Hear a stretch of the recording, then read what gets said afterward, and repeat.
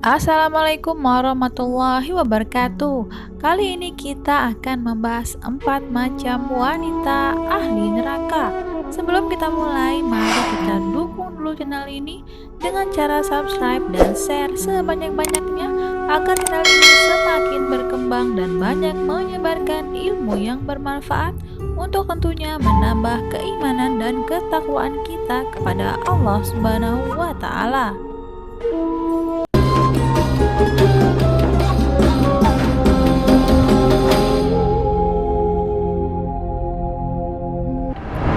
Aku diperlihatkan di surga.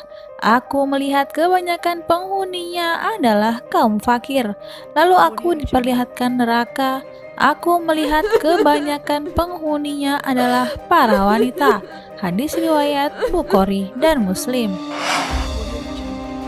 Wahai wanita, waspadailah beberapa sifat ahli neraka yang kebanyakan dilakukan oleh kaum wanita.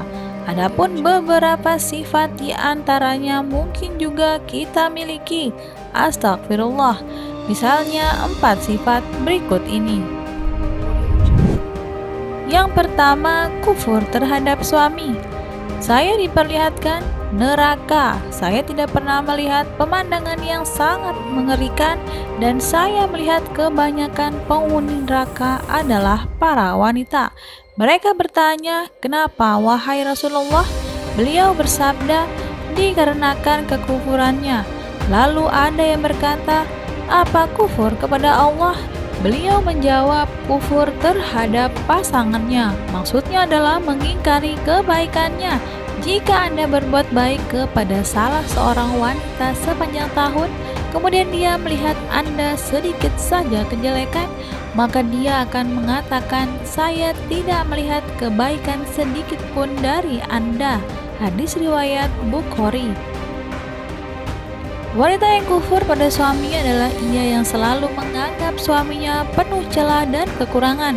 Bahkan ekstrimnya, wanita seperti ini sekalipun telah diberi 1000 kebaikan oleh suaminya, dia tetap saja merasa suaminya tak pernah melakukan satu kebaikan pun pada dirinya. Yang kedua, membicarakan aib orang lain atau ghibah. Bukankah banyak wanita yang melakukan hal ini setiap harinya, membicarakan keburukan sesama wanita lain maupun aib orang lain? Jangan-jangan kita pun termasuk salah satunya. Astagfirullah. Rasulullah Shallallahu Alaihi Wasallam bersabda, "Pada malam Isra Mi'raj, aku melewati suatu kaum yang berkuku tajam yang terbuat dari tembaga. Mereka mencabik-cabik wajah dan dada mereka sendiri. Lalu aku bertanya pada Jibril, siapakah mereka? Jibril pun menjawab, mereka itu suka memakan daging manusia, suka membicarakan dan menjelekan orang lain. Mereka inilah orang-orang yang gemar akan ghibah."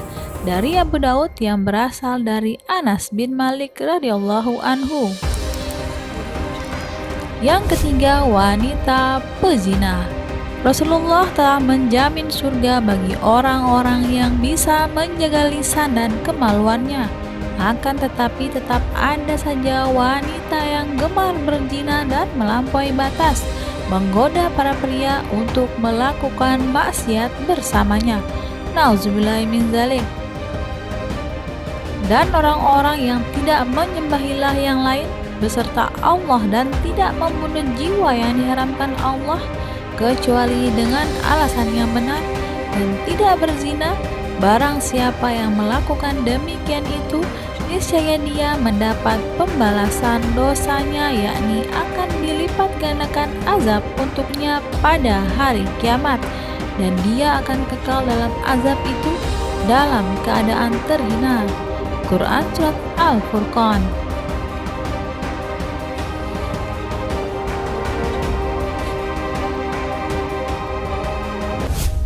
Yang keempat, wanita yang memperlihatkan aurat pada laki-laki selain suami. Banyak wanita merasa bangga diri ketika dipuji kecantikannya. Mereka mengenakan pakaian tipis, kurang bahan, ketat yang menampilkan keindahan tubuhnya. Wanita seperti ini pun diancam tak akan mampu menciumi wangi surga. Astagfirullah.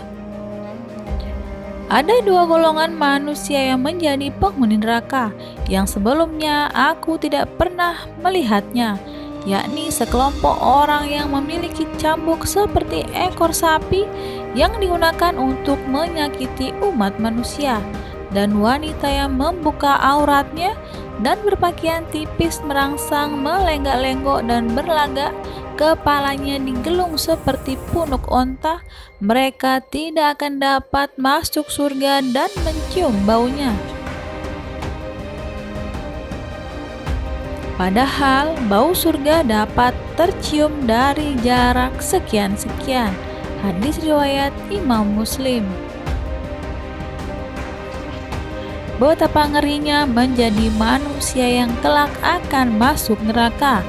Jadilah istri yang baik, yang taat kepada suami, sehingga kita kelak tergolong orang yang akan mencium bau surga hingga masuk dalam surga tertinggi Allah.